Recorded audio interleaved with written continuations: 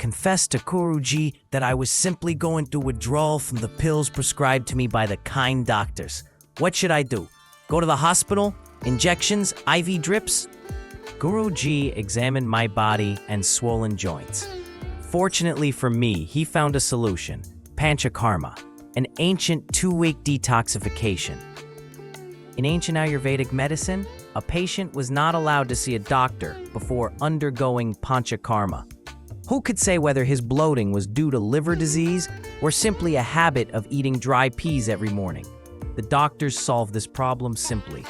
Go, my dear, first through the 2-week detox, and only then come to the doctor. As it turned out, many people feel completely healthy after flushing toxins from their bodies. My guru had a disciple in Sri Lanka who kindly arranged for me to go to a local center. Not an expensive facility where foreigners are charged exorbitantly, but a real Ayurvedic center for locals.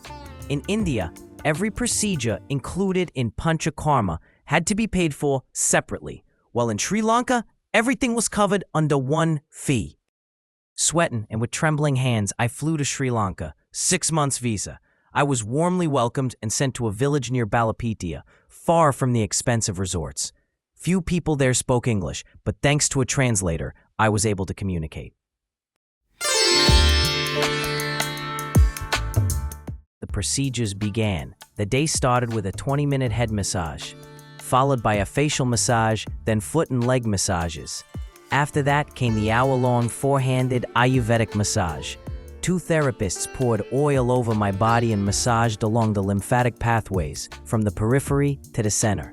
Their work was so synchronized that it felt as if a single 4-armed being was massaging me. After the massage, they turned me face down and I inhaled steam from a decoction of expectorant herbs.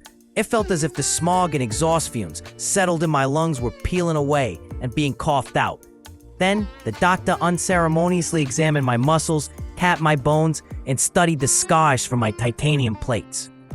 Next came the steam bath. My body lay inside a wooden grill, while basins of hot herbal water were placed underneath. I sweated profusely as the attendants wiped my sweat and shooed away flies. Then, they plunged me into a bath filled with flowers and herbs. Oil floated on the surface. I felt like an enormous chicken in broth. Lying in that bath, I started thinking about imagination again. Ancient philosophers believe that imagination was not just an illusion. It created worlds. Under certain conditions, these worlds could continue to exist in a virtual space even after the person who imagined them was gone. This idea was reflected in the Greek concept of the world of eidos, cosmos ton eidon, a space of potentiality, an infinite world of ideas.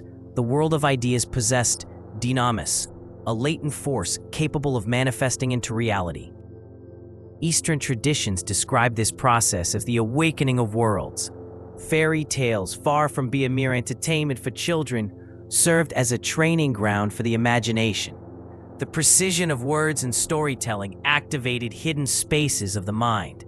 The older and more accurately told a tale, the deeper it awakened the world of potentiality. But why can children who have not yet learned to walk or hold a spoon distinguish between fairy tales and reality? How does their brain recognize that the gingerbread man or the very hungry caterpillar belong to a different realm? Perhaps this hints at an innate mechanism in the mind for separating reality from the imagined. If imagination truly creates new realities, can they exist independently of their creator?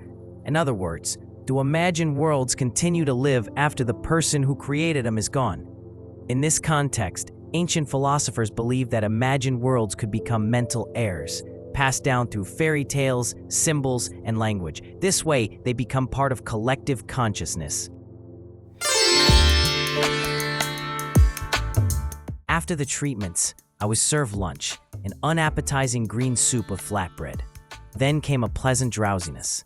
I sat by the river, watched bright birds fly by, and pondered, if the world of ideas and the world of actuality truly exist, perhaps we have access to something far greater than just personal imagination. That night, I woke up. In the bathroom, I noticed that my urine had turned thick and dark. The toxins that had been kneaded out of my muscles by the massage therapist were now leaving my body. Something ancient, was flowing out of me. Perhaps it wasn't even mine. I fell back into bed, and before I fell asleep, I thought about the fairy tales we tell our children. And the more I thought about it, the more questions I had. Close your eyes and take my hand.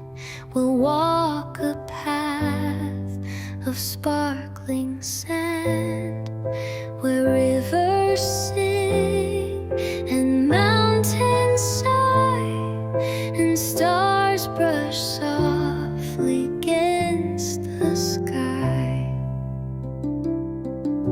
A bird of flame will light your way through nights that blend into the day. A castle floats, its towers high, built on clouds where dreams won't die. This is your tale, your world to own, where love is true, you're never alone. Eternal life blooms like a tree, for in my heart you'll always be. The oceans whisper secrets fair, a whale that flies through sand.